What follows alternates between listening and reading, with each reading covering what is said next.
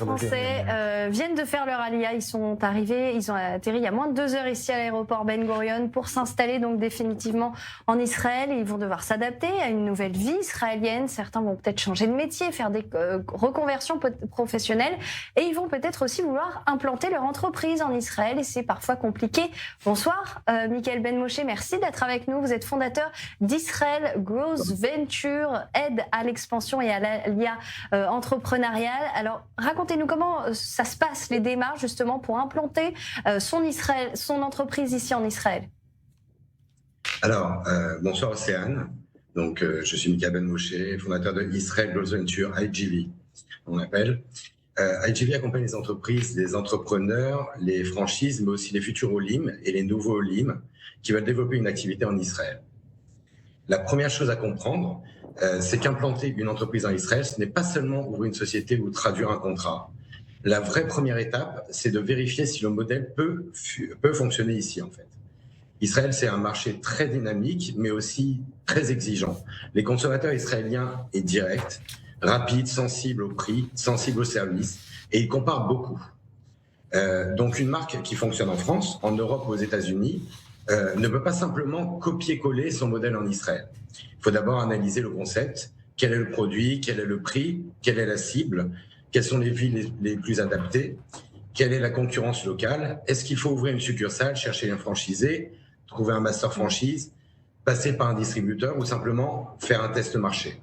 L'erreur classique, c'est de commencer par chercher un local ou un partenaire avant d'avoir compris le marché. Et chez IGV, on fait l'inverse. D'abord la stratégie, ensuite le terrain. Et donc c'est vous, comment vous les aidez ces entreprises? C'est vous qui faites toutes ces démarches? Alors concrètement, nous intervenons à plusieurs niveaux. D'abord, nous faisons une analyse du potentiel de la marque ou du projet en Israël.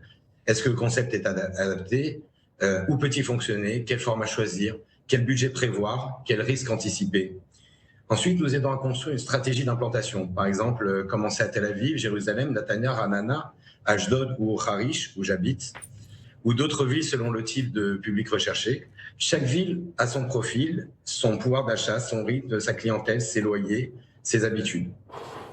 Puis, nous accompagnons la partie terrain, recherche de locaux, compréhension des baux, négociation, mise en relation avec des professionnels locaux, comme des avocats, experts comptables, architectes d'intérieur, organismes d'aide, par exemple Bati ou Maof, ou partenaires commerciaux.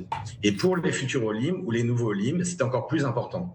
Beaucoup arrivent avec une envie sincère d'entreprendre, mais sans connaître les codes israéliens.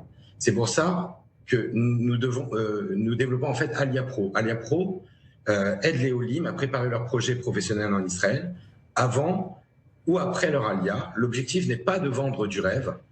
L'objectif est de transformer une idée en plan concret. Et est-ce que les entreprises françaises, peut-être aussi européennes, sont désireuses de s'implanter ici en Israël? Ah, oui, bien sûr, il y a un intérêt réel, mais il faut être précis. Toutes les entreprises ne sont pas prêtes à venir immédiatement. Certaines observent, certaines attendent plus de visibilité, mais beaucoup comprennent qu'Israël reste un marché stratégique. Israël attire parce que c'est un pays d'innovation, de consommation, d'agilité commerciale, et aussi un marché test très intéressant. Si un concept fonctionne en Israël, dans un marché aussi exigeant, cela veut souvent dire qu'il a une vraie capacité d'adaptation. Il y a aussi un lien humain très fort. Beaucoup d'entrepreneurs français, européens, juifs ou non juifs, regardent Israël avec intérêt. Pour certains, c'est une opportunité économique. Pour d'autres, c'est aussi une démarche identitaire, familiale ou personnelle. Et pour les futurs Olim, c'est encore plus concret. Ils ne veulent pas seulement venir vivre en Israël, ils veulent aussi construire leur avenir professionnel. Est-ce qu'il y a des domaines en particulier qui sont plus attirés par Israël? Oui, il y a plusieurs domaines. Alors, bien sûr, le food, la restauration, les commerces de franchise, de services. Israël est un pays qui bouge vite. Donc, en fait, il y a plusieurs raisons qui font qu'ils veulent venir en Israël. La première raison, c'est l'image d'Israël comme pays d'innovation.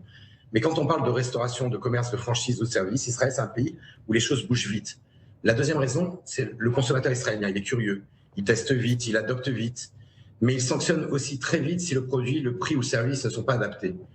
Et il y a une troisième raison, c'est la proximité culturelle avec un certain public. Une marque française, par exemple, peut trouver en Israël des clients qui connaissent déjà sa culture, sa cuisine, son style, son univers. Mais attention, cela ne suffit pas. Aimer une marque française ne veut pas dire que le modèle français va fonctionner tel quel en Israël. Il faut adapter le prix, l'emplacement, le service, adapter parfois le produit dans certains secteurs, adapter aussi la cache-route. Donc, je vous avais posé la question, à savoir s'il y a des domaines en particulier. Donc, évidemment, en fait, Israël est connu dans le monde entier pour la tech, la cybersécurité, la santé, l'agritech ou l'innovation.